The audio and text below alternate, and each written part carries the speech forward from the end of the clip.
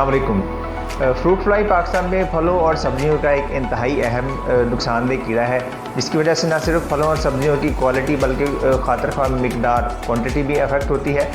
और इसके साथ साथ पाकिस्तान की एक्सपोर्ट को एक बहुत बड़ा नुकसान लाहक होता है, जिसकी वजह से ज़र मुबादला का एक अहम मौका भी पाकिस्तानी किसान हाथ से खो बैठते हैं। तो ये कीड़ा एक क्रिप्टिक नेचर यानी कि फल के अंदर छुपकर हमला करने और नुकसान देने की सलाहियत की वजह से और ज़्यादा अहमियत इख्तियार कर जाता है। ऐसे में इसकी अर्ली डिटेक्शन और इसकी मैनेजमेंट एक बहुत बड़ा चैलेंज है।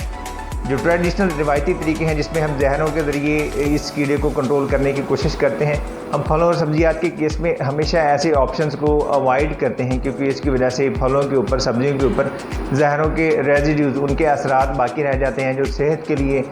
और माहौल के लिए, इसके साथ साथ जो इंसानी माहौल दोस्त कीड़े हैं उनके लिए, किसान दोस्त कीड़े हैं उनके लिए भी एक बहुत बड़ा ख़तरा,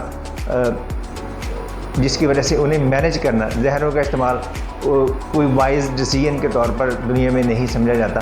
एंटोमोपैथियनिक फंजाई, जिसे हम करुमकुश फंजाई भी कहते हैं,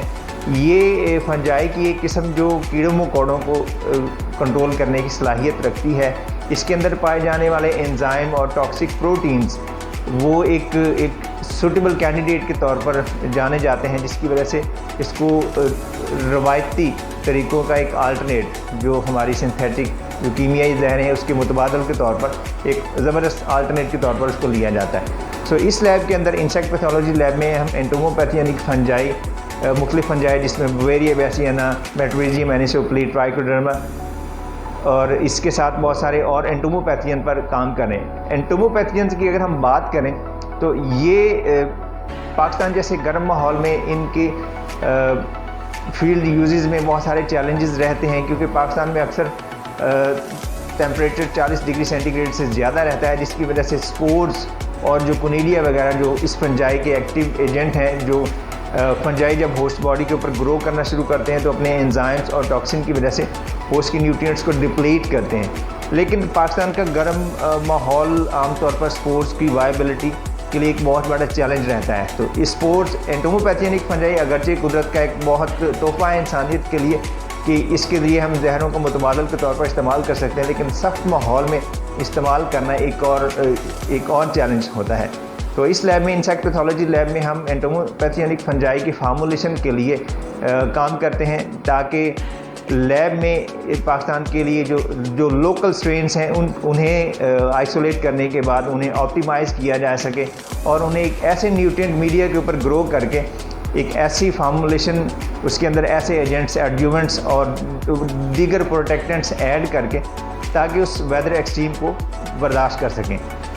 एंटोमोपैथियनिक फंजाई के स्पोर के अंदर, कोनीडिया के अंदर ये सलाहियत है कि अगर हम उसे लिक्विड या सॉलिड मीडिया के अंदर फार्मूलेट करके स्प्रे करें तो ये खातर ख़्वाह मिकदार में फ्रूट फ्लाई और इस जैसे दीगर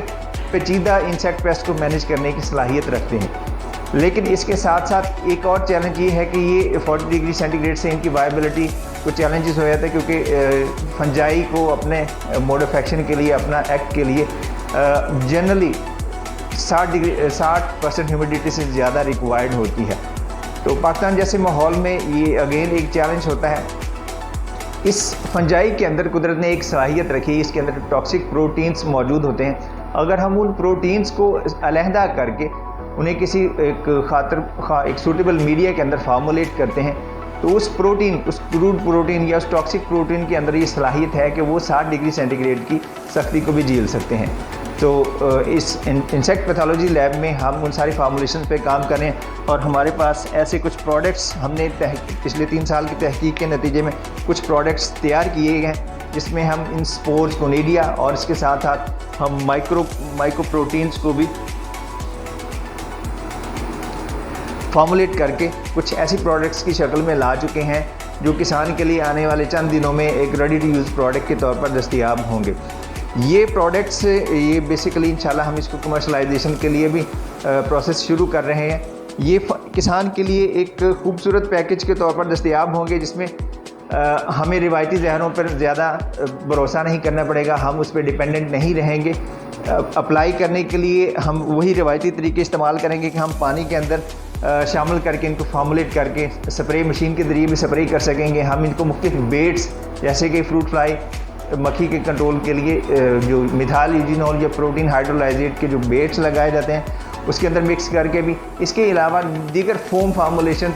और सॉलिड और लिक्विड कैरियर्स में भी हम इनको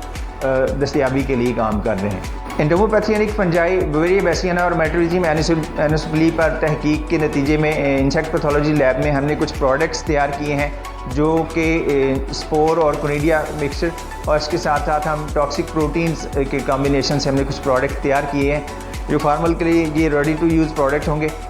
इस तहकीक के लिए माली मुआवनत फ्राहम करने पर हम हायर एजुकेशन कमीशन इस्लामाबाद के मशहूर हैं कि जिन्होंने HCNRPU प्रोजेक्ट 10542 के ज़रिए इस प्रोजेक्ट के लिए माली मुआवनत फ्राहम की। अस्सलामुअलैकुम, माय नेम है मोहम्मद ईशान शाहिद और यहाँ हम इंसेक्ट पैथोलॉजी लैब में काम कर रहे हैं। यहाँ पे हमारे पास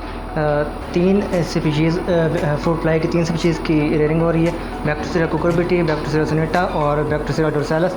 इसका हम डेली हम यहाँ पे लैब वर्क करते हैं कि रेयरिंग के लिए यहाँ पे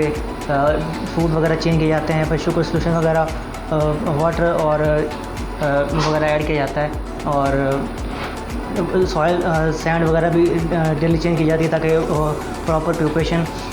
हो सके इसकी। अस्सलाम वालेकुम, माय नेम इज़ वानी हसन और हमारे सुपरवाइज़र का नाम डॉक्टर मिर्ज़ा अब्दुल क़य्यूम है।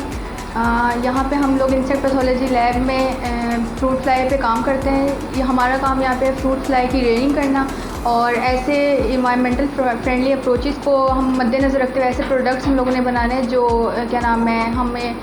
अंदर जाके हमारे लिए, जैसे हम सब्जियों पे जो स्प्रे करते हैं पेस्टिसाइड, उनके हार्मफुल रेजिड्यूज़ हमारे अंदर ना जाएँ और ऑर्गेनिक प्रोडक्ट हमें मिल जाए। मेरा नाम उमर शरीफ है। इसी लैब के अंदर ही एमफिल एंटोमोलॉजी। हमारी ये जो प्रोडक्ट है माइक्रो प्रोटीन, इसको इस्तेमाल करने के कई तरीके हैं जिसके ज़रिए से आप इसको यूज़ कर सकते हैं। इसमें फ्लड भी किया जा सकता है इस प्रोडक्ट को, या फिर इस प्रोडक्ट को आप जो प्रोटीन हाइड्रोलाइजेट बेट हैं इसके साथ मिक्स करके भी आप इसको इस्तेमाल कर सकते हैं।